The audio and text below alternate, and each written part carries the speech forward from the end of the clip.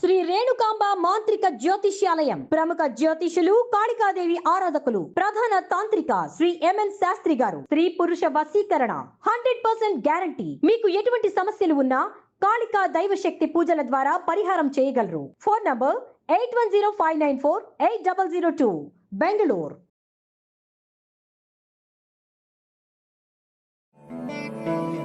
Hi friends, ఈరోజు మనం చాలా కామన్ విషయం గురించి తెలుసుకోబోతున్నాం. మనం ఈ పని చేస్తూనే ఉంటాం, కానీ దాంట్లో కొన్ని పాటించవలసినటువంటి నియమాలను మనకు తెలియక పాటించాం. దానివల్ల మనం చాలా నష్టపోతూ ఉంటాం. అది మనకు తెలియదు కాబట్టి ఆ పని చేయడం వల్ల వచ్చినటువంటి నష్టం ఇది అని మనకు తెలియదు. సో ఇంతకీ మనం కంటిన్యూస్గా రెగ్యులర్గా చేస్తున్నటువంటి ఆ పని ఏంటి, దానివల్ల వచ్చేటటువంటి నష్టాలు ఏంటి, ఈ విషయాలను పూర్తిగా ఈ వీడియోలో తెలుసుకుందాం. దానికంటే ముందు మీకు మా రిక్వెస్ట్ ఏంటంటే వీడియోని చివరి వరకు చూడండి, అప్పుడే మీకు పూర్తిగా అర్థమవుతుంది. అండ్ వీడియోని లైక్ చేయడం మర్చిపోకండి. మీ లైక్ మాకు మంచి సపోర్ట్ మరియు ఎంకరేజింగ్గా ఉంటుంది. మనం ఏదైనా పండగ లేదా ముఖ్యమైన అకేషన్స్ వచ్చినప్పుడు మనం ఇల్లంతా కూడా క్లీన్ చేస్తూ ఉంటాం. అలా ఇల్లంతా క్లీన్ చేసేటప్పుడు మనం ఏం చేస్తాం, మన పాత బట్టలన్నింటినీ కూడా తీసేస్తాం. అంటే మ్యాక్సిమం మనకి టైట్ అయిపోయినవి, లేదా కొంచెం బాగా లూజ్గా ఉన్నవి, లేదంటే ఎక్కువ శాతం వాడేసాం ఇక చాలు ఇంకా వాడము అనుకున్నవి, ఇలాంటివన్నీ కూడా తీసేసి పక్కన పెట్టేస్తూ ఉంటాం. అయితే అవి అలా ఇంట్లో పెట్టుకోవడం వల్ల మనకి ప్లేస్ కూడా ఆక్యుపై చేసేస్తూ ఉంటుంది. ఎందుకంటే అవి వేస్ట్ అని చెప్పి పక్కకు తీసాం కదా, తీసినప్పుడు ఏం చేయాలి, వాటిని ఇంట్లో నుంచి తీసేయాలి. అలా కాకుండా తీసి పక్కన ఎక్కడైనా మూటలు కట్టో లేకపోతే బాక్సుల్లో పెట్టుకుంటే ఉపయోగం ఏముంటుంది చెప్పండి. అందుకని వాటిని అసలు ఏం చేయాలి, అలా పెట్టకుండా ఏం చేస్తే ఉపయోగం ఉంటుంది అనేది తెలుసుకుందాం. కొంతమందికి ఏమో ఇవి ఎవరికైనా ఇచ్చే అలవాటు ఉంటుంది, కానీ కొంతమందికి వచ్చే సందేహం ఏంటంటే అలా ఇవ్వడం వల్ల ఏమైనా జరుగుతుందేమో, అలా ఇస్తే ఏం నష్టం కలుగుతుందో, అమ్మో అలా ఇస్తే ఎలా, ఇలా చాలా వరకు ఆలోచించుకుంటూ ఉంటారు.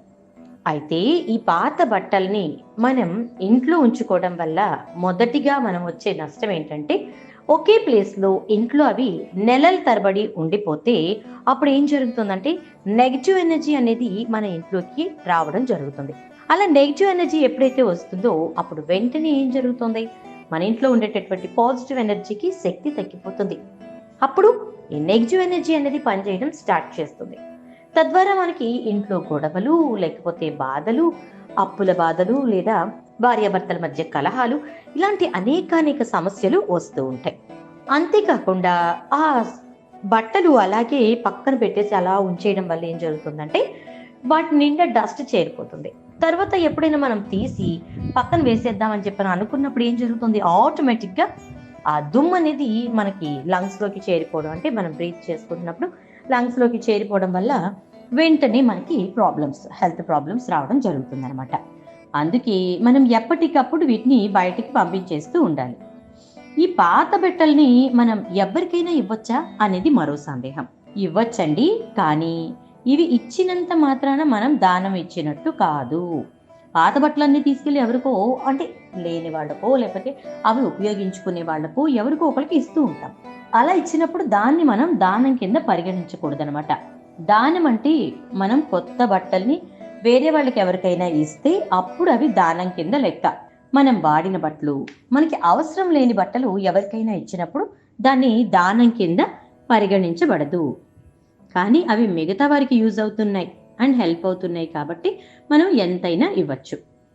మరి వీటిని ఎవరికి ఇవ్వకూడదు అంటే, మనకన్నా జ్ఞానాన్ని, అంటే మనకి జ్ఞానాన్ని పంచేవాళ్ళు, అంటే పురోహితులు, పండితులు, గురువులు, ఇలాంటి వారికి మాత్రం ఎప్పుడూ పాత బట్టలు ఇవ్వకూడదు. మరి ఎవరికి వీటిని ఇవ్వచ్చు అంటే, మన ఇంట్లో పనిచేసేవాళ్ళు, లేదా పక్కన వేరే వాళ్ళ ఇళ్లలో పనిచేసేవాళ్ళు, లేదా పేదవాళ్ళు, ఏమీ లేని వాళ్ళు, ఇంకా కొన్ని చోట్ల అయితే ఆర్ఫనేజ్ హోమ్స్ ఉంటాయి, అలాంటి చోట కూడా ఇవ్వచ్చు. ఓల్డ్ ఏజ్ హోమ్స్లో, ఆర్ఫనేజ్ హోమ్స్లో కూడా ఇవ్వచ్చు, ప్రాబ్లం ఏమీ ఉండదు. ఒక్కొక్కసారి మన ఇంట్లో పనిచేసే వాళ్ళు కూడా మనల్ని అడుగుతారు, అమ్మ మా మనవరాలికి లేకపోతే మా అమ్మాయికి ఏమైనా పాత బట్టలు ఉంటే ఇవ్వండి అనో, లేకపోతే మేము మనవడు వచ్చాడమ్మా వాడికి వస్తా మీ పిల్లల బట్టలు ఏమైనా ఉంటే ఇవ్వండి అని ఇలా అడుగుతూ ఉంటారు. అలాంటి వారికి ఇవ్వచ్చు, ఎటువంటి దోషం కానీ తప్పు కానీ లేదనమాట. అలా ఇవ్వడం వల్ల ఏం జరుగుతుందంటే ఆ బట్టల్ని వాళ్ళు వాడతారు. అలా వాడడం వల్ల వాళ్ళు సంతోషపడతారు. కొంచెం అంటే వాళ్ళకున్న దానికంటే కూడా కొంచెం మంచి బట్టల్ని వేసుకున్నందుకు వాళ్ళు సంతోషపడతారు.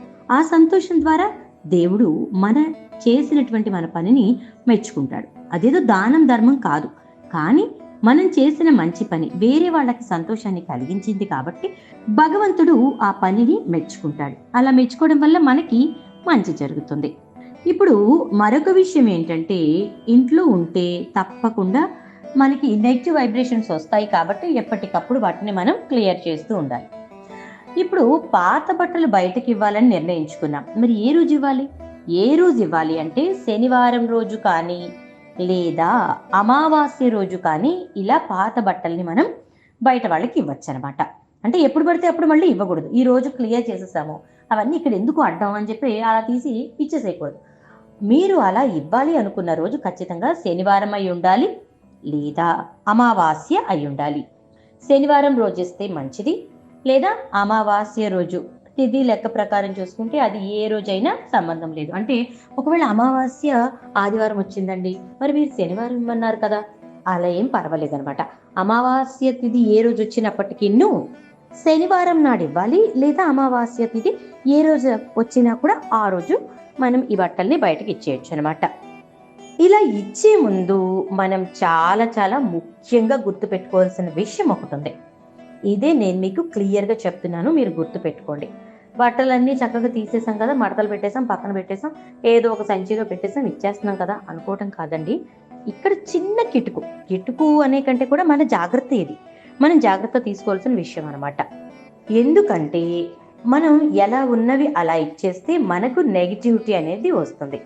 అందుకే వీటిని ఇచ్చే ముందు వీటిని చక్కగా ఉప్పు నీళ్ళల్లో జాడించి బాగా ఎండలో ఎండబెట్టి నీట్గా మడతబెట్టి ఇవ్వాలి. ఎలా పడితే అలా ఇవ్వకూడదు. అంటే నలిపేసి లేకపోతే వాడేసి పక్కన పెట్టినవి, చిరిగిపోయినవి ఇలాంటివి అస్సలు ఇవ్వకండి. నలకుండా చక్కగా నీట్గా, అంటే ఇస్త్రీ చేయాల్సిన అవసరం లేదు, చక్కగా ఉప్పు నీళ్ళల్లో జాడించి నానబెట్టి ఆరబెట్టిన తర్వాతే మనం చక్కగా మడతలు పెట్టి అలా ఇస్తే కనుక ఏవి దోషాలు మనకి తగలకుండా ఉంటాయి. అంటే ఇప్పుడు మనం ఇచ్చిన వాళ్ళు మంచి వాళ్ళకి ఇస్తాం, కానీ ఒకవేళ వాళ్ళ ఇంటికి వెళ్ళిన తర్వాత పక్కింటి వాళ్ళు ఎదురింటి వాళ్ళు ఎవరో ఈ బాగున్నాయి కదా నాకు కొంచెం ఇవ్వవా అంటే వాళ్ళు ఏం చేస్తారు, సరే ఇగో నాకు 4 ఉన్నాయి కదా నువ్వు ఒకటి తీసుకో అని చెప్పేసి వాళ్ళకి ఇచ్చేస్తారు. ఆ తీసుకున్న వాళ్ళు మంచి వాళ్ళు కాకపోవచ్చు కదా, అసలు వీళ్ళకి ఎందుకు ఇన్ని మంచి బట్టలు ఉండాలి అని చెప్పి కొంతమందికి దుష్ట ఆలోచన కలిగి దుష్ట పనులు చేస్తూ ఉంటారు. అలా చేసేటటువంటి వారి యొక్క ప్రభావం మన పైన లేకుండా ఉండడాని కోసం అని చెప్పి మనం ఇలా చేసి ఇవ్వాలి. అండ్ ఒకవేళ మనం పిల్లలు గనక వేసుకున్నప్పుడు చిరిగిపోయిన బట్టలు పిల్లలు వేసుకుంటే భార్యాభర్తల మధ్య సంబంధాలు చెడిపోతాయి, అంటే గొడవలు వస్తూ ఉంటాయి. అలాగే దరిద్రం మన ఇంట్లో తాండవిస్తుంది. అందుకే చిరిగిపోయిన బట్టలు పిల్లలు వేసుకోవడం మంచిది కాదు. ఇవన్నీ మన పెద్దవాళ్ళ బట్టల గురించి తెలుసుకున్నాం. మరి చిన్న పిల్లల బట్టల దగ్గరికి వస్తే చాలా చాలా జాగ్రత్తగా ఉంటాం కదా. చిన్న పిల్లల్ని మనం అంత కంటికి రెప్పల్లా కాపాడుకుంటూ ఉంటాం. ఆ చిన్న పిల్లల బట్టలు ఎవరికైనా ఇవ్వాల్సి వస్తే, అంటే చిన్న పిల్లలకి చాలా ఎక్కువ వచ్చేస్తూ ఉంటాయి, అలా ఎక్కువగా అయిపోయినాయి కదా అని చెప్పి మనం తీసేసి పక్కన పెట్టి వేరే వాళ్ళ పిల్లలకి అవి ఇచ్చేటప్పుడు మనం జాగ్రత్తగా ఈ విషయాన్ని గుర్తుపెట్టుకోవాలి. సో ఇలా పసిపిల్లల బట్టలు ఇచ్చేటప్పుడు కూడా గుర్తుపెట్టుకోవాల్సిన విషయం ఏంటంటే ఎవరికి పడితే వాళ్ళకి ఇవ్వకూడదు. పూర్తిగా మనకు తెలిసిన మనుషులకి, వాళ్ళకి బాగా అవసరం అనుకుంటేనే ఇవ్వాలి. తెలియని వారికి అస్సలు ఇవ్వకండి, ఎందుకంటే అది మంచిది కాదు. మనకు తెలిసిన రిలేటివ్స్లో, కుటుంబ సభ్యుల్లో అలాంటి చిన్న పిల్లలు ఉంటే కనుక వాళ్ళకి సరిపోతాయి అనుకుంటే వాళ్ళకి ఇవ్వచ్చు.